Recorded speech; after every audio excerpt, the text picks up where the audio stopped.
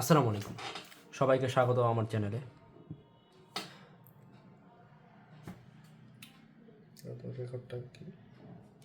আসসালামু আলাইকুম, সবাইকে স্বাগতম আমাদের চ্যানেলে। আমি ফারহান। আজ আমি আলোচনা করব ইনফিনিক্সের নতুন স্মার্টফোন, সেটি হচ্ছে ইনফিনিক্স হট 50। ফোনটি এই বাজেট ক্যাটাগরিতে ভালোই বলা যায়। ফোনটি আমাদের কি আশা পূরণ করতে পারলো কি না, চলুন শুরু করা যাক। সেই বিষয়গুলো আমরা এই ভিডিও থেকে জানতে পারব। প্রথমে যদি আমরা আসি ডিজাইন এবং বিল্ড কোয়ালিটিতে, তাহলে আমরা দেখতে পারবো ইনফিনিক্স হট 50 এর ডিজাইন বেশ স্টাইলিশ এবং প্রিমিয়াম। পিছনের প্যানেলে মেটালিক একটা লুক দেয়, যেটা দেখতে খুবই আকর্ষণীয়। এটি দেখতে মেটালিক মনে হলেও এটি আসলে পলিকার্বনের তৈরি এবং ফোনটি ওজন মাত্র 195 থেকে 200 গ্রাম, আর এর থিকনেস 8.4 মিলিমিটার। ফোনটি ধরলে একটা চমৎকার হ্যান্ডফিল দেয় এবং হাতেও খুব একটা ভারী অনুভূত হয় না। এর যদি ওয়েট ডিস্ট্রিবিউশনের কথা বলি, তাহলে এর সামনে যে অংশটি আছে এইটার জন্য আমাদের সামনের দিকে একটু ভারী অনুভূত হয়, কিন্তু ওভারঅল ইউসেজে এটি কোনো ইফেক্ট ফেলে না। বক্সটা একটু এদিক ঠেলা দাও আরেকটু।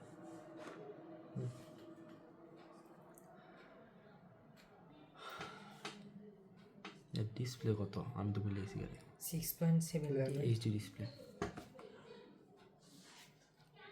1080x2460। 6.74 inches আরেকটু display. আরেকটু এদিক। এবার আসি এর ডিসপ্লেতে। এই ফোনটিতে দেওয়া হয়েছে 6.78 ইঞ্চি এর 1080x2460 অতবার গো খালি কবে 6.78 inches display. এবার আসি এর ডিসপ্লেতে। এর ডিসপ্লেতে ইউজ করা হয়েছে 120 হার্জের 7 কমই না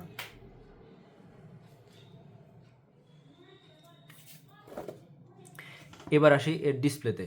এর ডিসপ্লেতে 6.78 ইঞ্চি এর একটি প্যানেল ইউজ করা হয়েছে, যার রেজলিউশন হচ্ছে 1080x2460। দেহে কইতে এনে ভুল কিসে? দেখতে কর আমি কি করবো? ওই তো আমি বয়স দিলেন আমি কমতে অর্ধেক বলবো। দেহে কই এ 1080 1024 তোমার ইংলিশ পড়া দরকার নেই।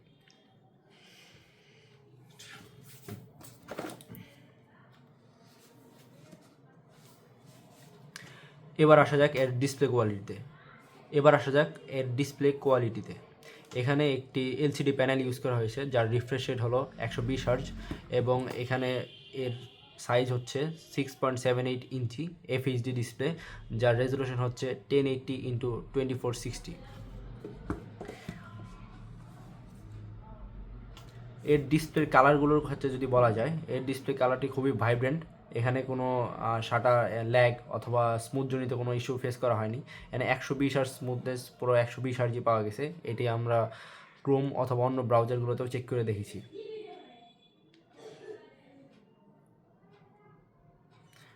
আর এর ডিসপ্লেতে আরেকটি মেজর সমস্যা, সেটি হচ্ছে এর ব্রাইটনেস জনিত। এখানে এর ব্রাইটনেস হচ্ছে 800 নিটস, যেটা বাইরের আউটডোরে দেখতে একটু সমস্যা হতে পারে, কিন্তু ওভারঅল যে ইউসেজ আছে ঘরে ব্যবহার কিংবা কম আলোতে ইউজ করার জন্য কোনো সমস্যায় পড়বে না এখানে।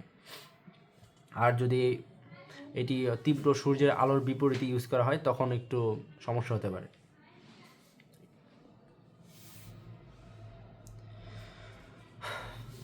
এবার আসা যাক এই ইনফিনিক্স হট 50 এর পারফরমেন্সের যদি কথা বলতে যাই, তাহলে এখানে রয়েছে মিডিয়াটেক হেলিও G100 চিপসেট, যা 8 জিবি র্যাম এবং 128 জিবি স্টোরেজের সাথে আসছে। এর ফলে এটি খুব স্মুথ পারফরমেন্স পাওয়া যায় এখান থেকে। ডেইলি টাস্কিং এবং হালকা গেমিংয়ের জন্য একদম পারফেক্ট একটি ডিভাইস বলা যায়। তবে হেভি গেমিং করলে এখানে একটু শাটার লক তবে হেভি গেমিং করলে এখানে একটু ল্যাগিংয়ের দেখা পেতে পারেন।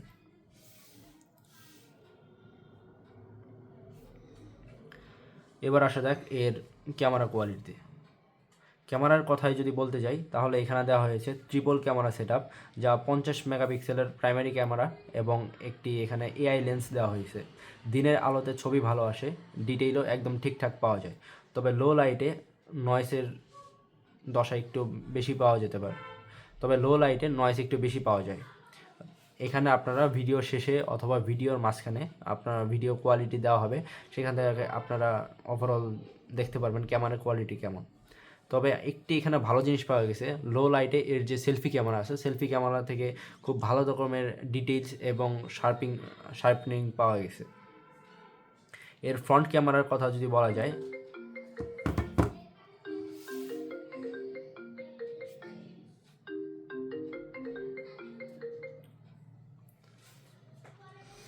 বস করে দিই। দেখো কেমন লাইট। এর ফ্রন্ট ক্যামেরার কথা যদি বলা যায়, ফ্রন্ট ক্যামেরা ইউজ করা হয়েছে 8 মেগাপিক্সেল ক্যামেরা। ফ্রন্ট ক্যামেরাতে আমরা দিনের আলোতে তেমনভাবে ছবি তোলার সুযোগ পাইনি, তবে রাতের আলোতে যখন আমরা এই ছবি তুলেছি তখন রাতের আলোতে খুব ভালো ধরনের ডিটেইলস এবং যে কালার কম্বিনেশন ছিল সেটা একদম পারফেক্ট পাওয়া গেছে। আপনারা এখানে ছবিগুলো পেয়ে যাবেন, আশেপাশে কোন পাশে দেওয়া যায় ছবিগুলো পেয়ে যাবেন। এবং দিনের আলোতে আপনারা দিনের আলোর ছবিগুলো যদি কথা বলা যায়, দিনের আলোতেও একদম ভালো ধরনের ছবি পাওয়া যায়। ছবিগুলো প্রসেস করার পর আলাদা ধরনের কালার ইউজ করা হয়, যার কারণে ছবিগুলো দেখতে আই ক্যাচিং লাগে, একদম সোশ্যাল মিডিয়া রেডি ছবিগুলো পাওয়া যায়। এখন ক্যামেরাতে ভিডিওর ক্ষেত্রে এখানে দারুণ কয়েকটি ফিচার ইউজ করা হয়েছে, সেগুলো হচ্ছে এখানে আপনারা ফিল্ম একটি অপশন পেয়ে যাবেন। ফিল্মে অনেক ধরনের motion, performance, travel, vintage, family, street এবং আরও অনেক ধরনের আপনারা মোড পেয়ে যাবেন, যার ফলে যারা ভ্লগিং করেন এবং অন্যান্য যে ফটোগ্রাফার অথবা ভিডিওগ্রাফি করে থাকেন সেখানে এক ধরনের অ্যাডভান্টেজ পেয়ে যাবেন। আপনাদের আর কষ্ট করে ক্যাপকাট অথবা কাইন মাস্টারে ছবি আলাদা করে এডিট করা লাগবে না। এই ক্যামেরাতে আরেকটি অপশন পাওয়া গেছে, সেটি হচ্ছে এআই ক্যামেরা। এআই ক্যামেরার ফলে আপনারা যখন কোনো কিছু ছবি তুলবেন তখন এআইয়ের মাধ্যমে সে সেটি ডিটেক্ট করে এবং তার একটি ভালো ডিটেলস দেওয়ার চেষ্টা করবে, যার কারণে ছবিগুলো দেখতে ভাইব্রেন্ট এবং অনেক অত্যন্ত আই ক্যাচিং লাগবে। আর পোর্ট্রেটের কথা যদি বলা যায়, দিনের বেলাতে পোর্ট্রেটগুলোর কালার কম্বিনেশন এবং যে এজ ডিটেকশন আছে সেগুলো ভালো পাওয়া যায়, কিন্তু যখন আলো কমতে থাকে, এটি যেহেতু একটি বাজেট সেগমেন্টের ফোন, সেক্ষেত্রে আলো কমার সাথে সাথে আপনার পোর্ট্রেটে একটু গ্রেইন এবং যে এজ ডিটেকশন আছে সেগুলো একটু ঝামেলা করে। আর সুপার নাইট মোড আমরা যখন ইউজ করি ক্যামেরার ক্ষেত্রে, সেখানে লাইটের যে কালারগুলো থাকে সেগুলো একদম আই ক্যাচিং লাগে এবং কালারগুলো একদম ধরনের পারফেক্ট পাওয়া যায়। এখানে আমরা একটি সুপার নাইট মোডে একটি ছবি তুলছিলাম, সেই ছবিটি আপনারা যদি জুম করা যায়, এখানে আমরা সুপার নাইট মোডে ছবি তুলেছিলাম, সেক্ষেত্রে যদি আমরা ছবিগুলো জুম করতে পারি তাহলে দেখা যাবে একদম পারফেক্ট একটি ব্যালেন্স কম্বিনেশন পাওয়া গেছে। এখানে ডিটেইলস এবং যে শার্পেনিংয়ের বিষয়গুলো ছিল সেগুলো এক ধরনের ভালো পাওয়া গেছে। এখানে তো কোনো ধরনের ওভার স্যাচুরেটেড কিংবা কোনো ধরনের লেন্স ফ্লেয়ার এখানে দেখা যায়নি। এক্ষেত্রে এটি বাজেট সেগমেন্টের ফোন হওয়ার পরেও দেখতে ভালো লাগে। সিম স্লট, মেমোরি স্লট, কটা সিম কার্ড নেওয়া? Battery 5000 mAh। 5000 mAh ব্যাটারি, 18 ওয়াটের ফাস্ট ইয়াকু ভিতরে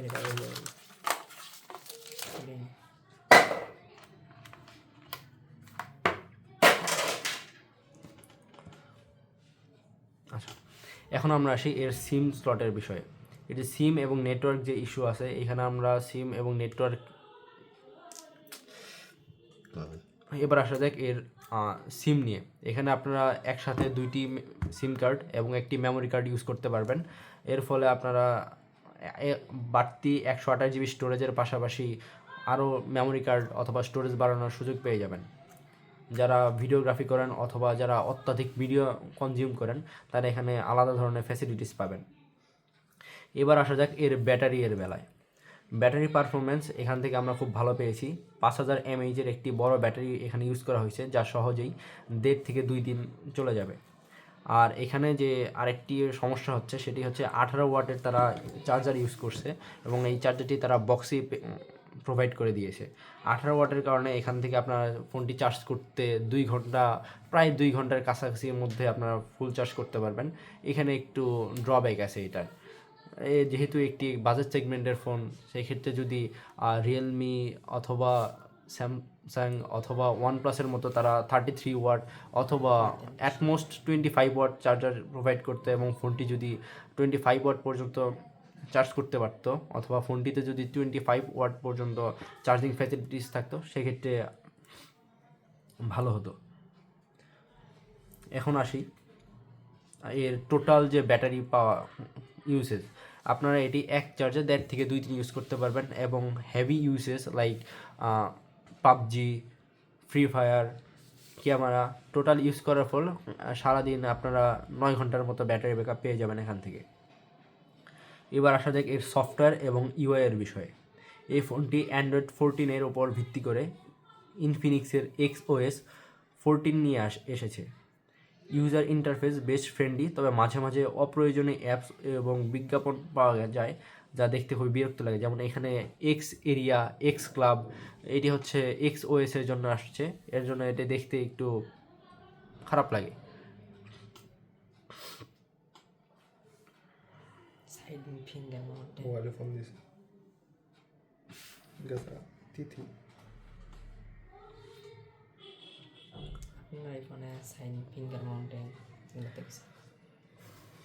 এখানে আপনাদের আরেকটি জিনিস চলতেছে, এখানে আপনাদের আরেকটি জিনিস বলা যায়, এখানে ফোনটির র্যাম হচ্ছে 8 GB, এর সাথে আপনারা এক্সট্রা 5 GB ইনক্রিজ করার সুযোগ পাবেন, যার ফলে আপনারা 5 GB ভার্চুয়াল র্যাম ইউজ করতে পারবেন এবং আপনাদের যে ওভারঅল ইউসেজ আছে যার কারণে এটি আরেকটু ইনহ্যান্স হবে। এখানে আপনারা এক্সট্রা 3 GB, 5 GB এবং 8 GB এর স্টোরেজ বাড়ানোর সুযোগ পাবেন, যার ফলে এটি স্মুথ পারফরমেন্স দেবে। এবং পরিশেষে আসা যাক আমার দাম এবং মতামত। এই ফোনটির দাম মাত্র 17,000 টাকা, তবে আমি অন্যান্য দোকান এবং সবগুলোর বিবেচনায় যদি বলতে যাই, এই ফোনটি আমার কাছ থেকে নিয়েছে এই ফোনটির দাম 17,000 টাকা অফিসিয়ালি। তবে আপনারা যদি অন্য কোনো আনঅফিসিয়াল সোর্স অথবা অন্য কোনো রিটেইলার শপে যান, সেখান থেকে আপনারা 17,000 টাকা এর কমে ফোনটি কিনতে পারবেন। এই বাজেটে ইনফিনিক্স হট 50 একটি ভালো অপশন হতে পারে, বিশেষ করে যদি আপনার ফোকাস হয় বড় ব্যাটারি এবং ভালো ডিজাইন এবং যদি ক্যামেরার দিকে নজর থাকে, সেক্ষেত্রে আপনারা ফোনটি বিবেচনায় রাখতে পারবেন। এখান থেকে আমার ইউসেজে আমি কোনো ধরনের হ্যাং, ল্যাগ অথবা যে শাটার ল্যাগ থাকবে এগুলো আমি পাইনি। তবে না বাদ। এখন এই ইনফিনিক্স হট 50 নিয়ে আপনাদের মতামত কি, কমেন্ট করে জানাতে ভুলবেন না। যদি ভিডিওটি ভালো লেগে থাকে তাহলে লাইক, শেয়ার এবং সাবস্ক্রাইব করতে পারেন। দেখা হবে পরবর্তী ভিডিওতে। ধন্যবাদ। আসসালামু আলাইকুম। ফিঙ্গারপ্রিন্টের অপশনটা তুই হচ্ছে সফটওয়্যার ইউআই এ ঢুকাই দিস।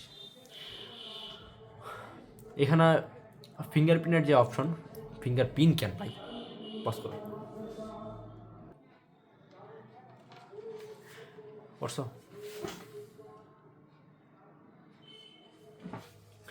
এবার আসা যাক এর ফিঙ্গারপ্রিন্টের বিষয়ে। ফিঙ্গারপ্রিন্টটি একদম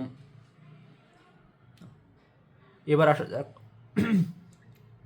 আসা যাক এর ফিঙ্গারপ্রিন্টের বিষয়ে। ফিঙ্গারপ্রিন্টটি একদম সাইড মাউন্টেড, যার ফলে আপনার ফোনটি ধরার সাথে সাথে আপনার আঙ্গুল এই জায়গায় চলে যাবে। কারণ ফিঙ্গারপ্রিন্টের একটি ড্রব্যাক হচ্ছে এখানে আপনারা ফিঙ্গারপ্রিন্টটি একটু ইউআই অথবা সফটওয়্যার জনিত ইস্যুর কারণে ল্যাগ ফিল হয়, একদম স্মুথ এবং ইনস্ট্যান্ট পারফরমেন্স পাওয়া যায় না, একদম ফাস্ট পারফরমেন্স এখান থেকে পাওয়া যায় না।